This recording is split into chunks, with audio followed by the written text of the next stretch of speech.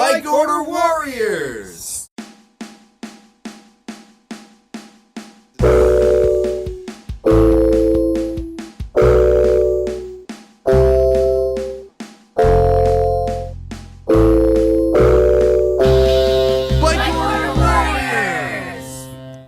My name is Drew Clark. My name is Aubrey, and this is the show where we go camping on our bicycles. And kick ass. This week on the Bikorder Warrior, philosophy of bikes, how did the Briones trip go, and where we go next. Plus, music.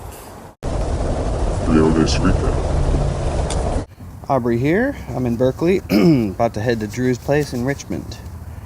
Today we're going to go to Briones Regional Park, and it'll be our second time there. Just about to go on the Santos Creek Trail, and Aubrey went on ahead up this road here where you can see, and I'm wondering if he's going to turn around. So we took off from here and we headed kind of east, I guess. Yeah, we went up kind of along the bay, sort of, and then wrapped around Tilden Park, and then headed up some hills, going straight to Briones. I remember we went over Alhambra. I always have a hard time saying that. Alhambra Valley Road, and it was steep. A lot of silver trucks. Yeah, there's some silver trucks. Silver truck territory. It's interesting. We saw a couple of white trucks, but they were outnumbered by silver trucks. The beauty also was when we went into the park, basically no one saw us enter the park. And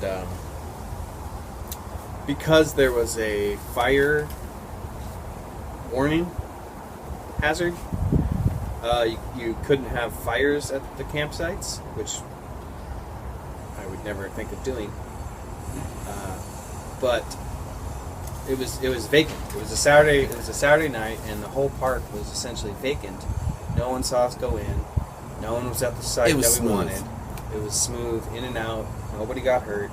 And actually, there were no the last time we were there were a bunch of raccoons. This time, none.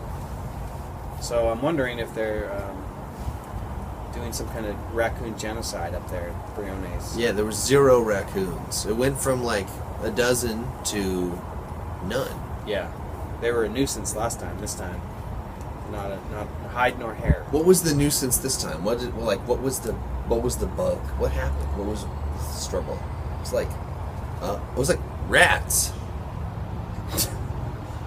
Rats. Oh, there was a there was a resident rat. Yeah. There was one resident rat. At least, right? At least. He was kind of scurrying back and forth, but didn't really give us too much of a problem. It was just noise, like we'd be sitting by the not crackling fire, and we'd hear like a crunch in the leaves,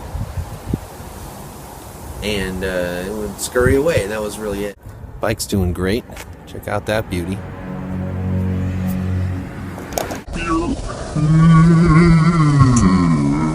Last trip we each had a 6. And that turned out to be maybe, it was like 2 beers too much. Yeah. Both got the same thing. Yeah. Lagunitas IPA Maximus.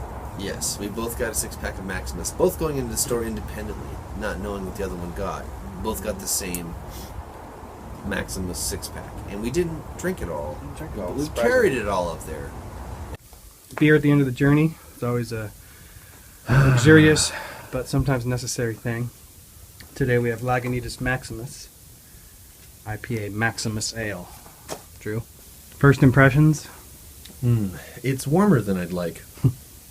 But it's because we've been carrying this for 15 miles or so. Mm-hmm.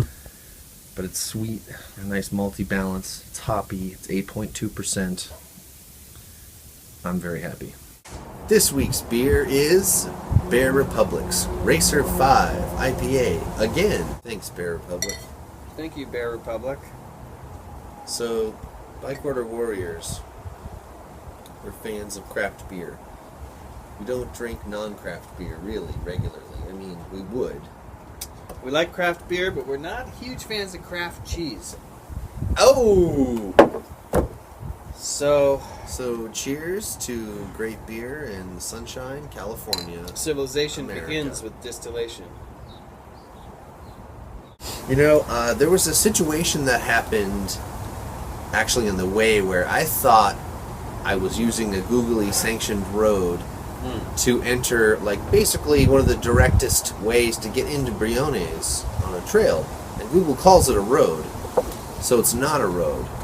So I've got damage points to report. Aubrey and I thought we were taking a googly sanctioned road to Briones. Turns out it's not a road, it's private property, and there's this gate that didn't have any signs like private property or anything, so we had no idea. And I was starting to lift the bike over the fence when the guy pushed the button who rolled up and smushed the bike against the fence. And what we have here is what used to be here on the bike. It was pushed off by the gate. So cool. What happens is you go through a bunch of like horse places. Like we're going along this very potholed, rocky road, and there were like a bunch of stables. It was like Stable Alley. Yeah, stable alley. It was only stables. It was just stable horse rink. Horse trainer. On both sides of the road. Just this horse road. And it was really cool to see all the horses. You get to the end of the road and there's a gate. And it says make sure to close the gate or don't let the goats out no matter what they tell you. Yeah, no signs that it was private property or no trespassing or anything like that. So we were like going, okay, well, let's try a code. And so the tech guy was like, what'd you try? 1, 2, 3, 4, which didn't work. I tried 4, 3, 2, 1, didn't work either. We know the code was 4 digits long, but we couldn't guess the code.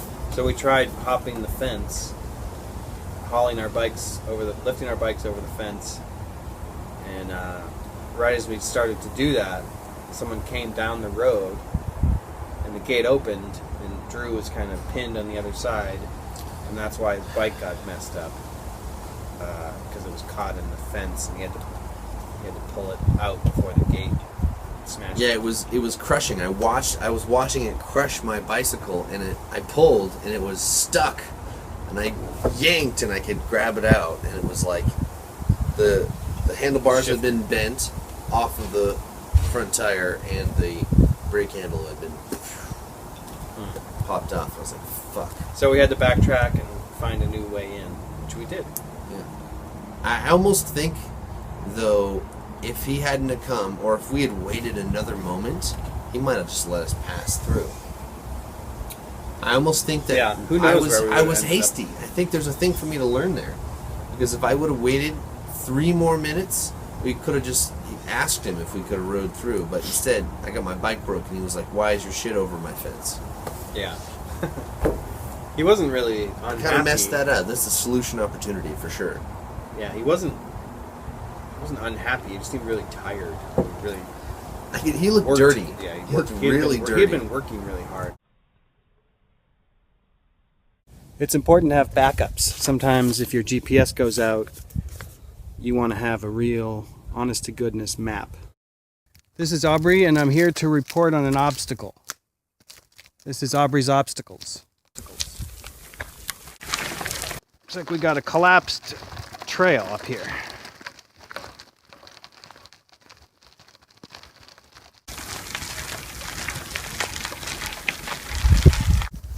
This is quite something.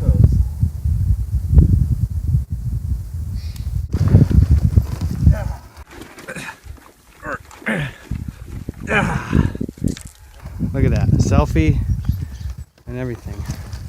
And that's how it goes. This is Aubrey's obstacles. Well, philosophy for me is, human-powered, human agency. And stress on autonomy, camaraderie, and integrity.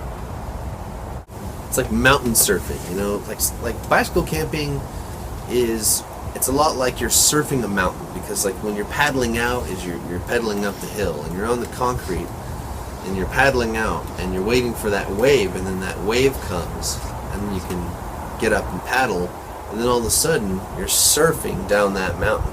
You go for sometimes miles. Ooh, that is a wet hat. Wow. How'd you get such a wet hat? There you are.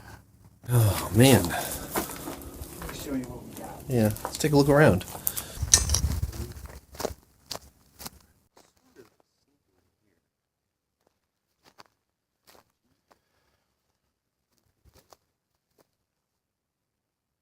Place. Check it out. Huh.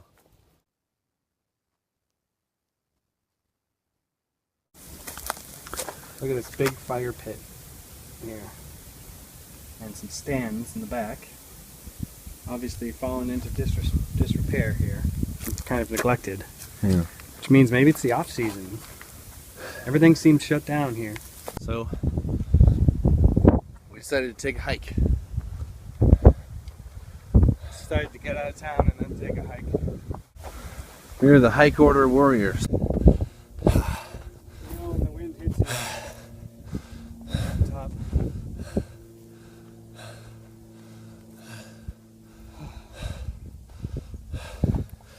Bikorder Warriors.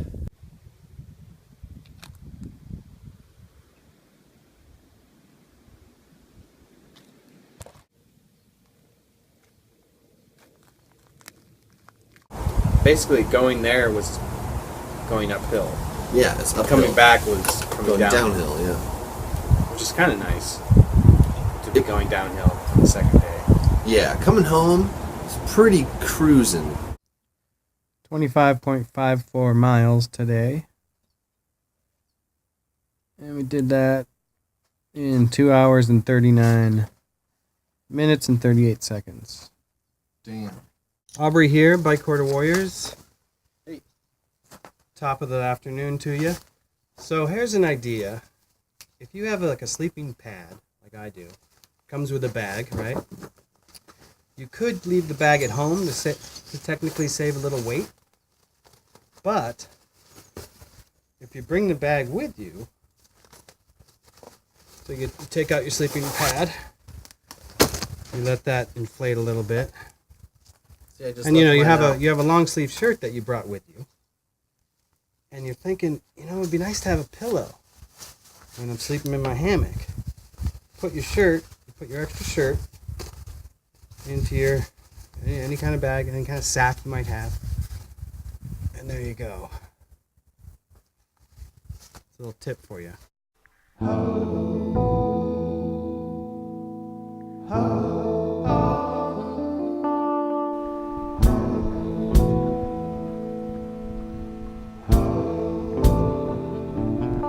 So you remember all that talk about how you need nylon rope, and I was like, you just need it? Well,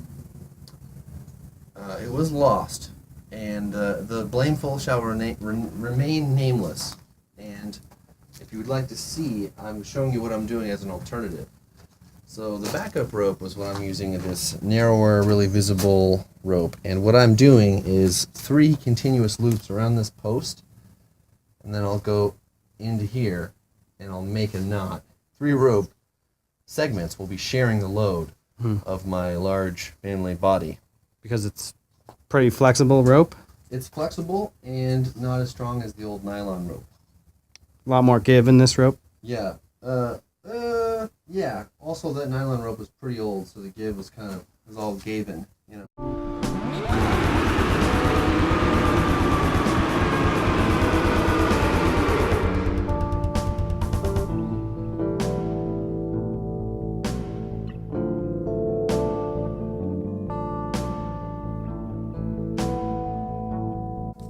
So now we're transitioning from bike mode into camp mode. Right now I'm in my kind of spandexy bike shirt and bike shorts. And I'm not going to sleep in my bike shorts or this shirt, but I am going to wear them both. So I usually bring a pair of pants and a long sleeve shirt. I detached my water bottle off of my bike, and what I like to do is have it right here, so that in the middle of the night you can take a drink of water that is the mouthpiece right there. Yeah, the clothing change, same thing. I've got this outer shirt, bike stuff, bike shorts underneath these, Under Armours. I'm not going to sleep in those. We're going to change some clothes, and then we'll let you nose. Changed into my long sleeve shirt, pants. This is camp mode. Changed out of my wet shirt and out of my bike shorts. This is Final Corp's bench ball. We're here play testing it. So far, so good. And the goal of bench ball is to throw a tennis ball at a bench and hit a bench and have the ball roll back past a certain point. The game goes to 101 points. And you can score, you get a point for each bench that you hit, and the ball comes back. It's 60 to 58 with Drew ahead by 2 points.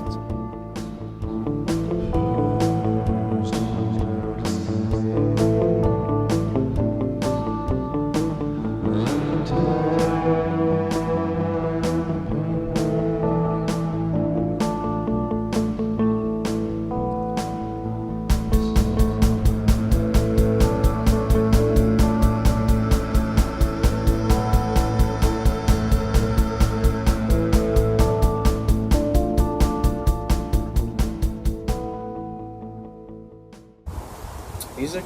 Did we make any music? We did make some music. We made a little bit of music.